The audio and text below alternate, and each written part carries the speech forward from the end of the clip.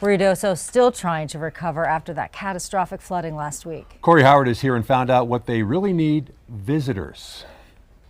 Well, the first step is to clean up the village. Many volunteers like the Salvation Army have boots on the ground trying to help as many people as they possibly can. When I barely got here, I was able to see all the houses that were pretty much destroyed. Lieutenant Nick Carrillo described what he saw since he's arrived to the village roughly about 5 days ago. Right now, the drop-off spots that we have for people to come and donate is the old Seasons. It's a nursery. It was a nursery, and then also they can still go to the Humane Society. And people who need resources can visit 4 locations to pick up supplies. Those locations are the Humane Society, First Baptist Church, First Christian Church, and Gateway Church.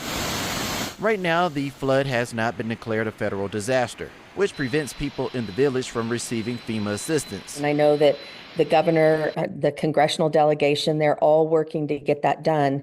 But until that is done, we don't have any access to FEMA assistance. Another issue facing the village is a lot of businesses are losing out on revenue. Many of them rely on tourism, and with weather conditions slowing down foot traffic, they're in a jam. What would your reply be to those business owners who say, hey, we're struggling right now? We get it 100%. We totally get it. Village officials do not want to discourage people from visiting. However, they do want them to be aware of potential flood zones. They're also asking for people to turn on their emergency alerts on their phone.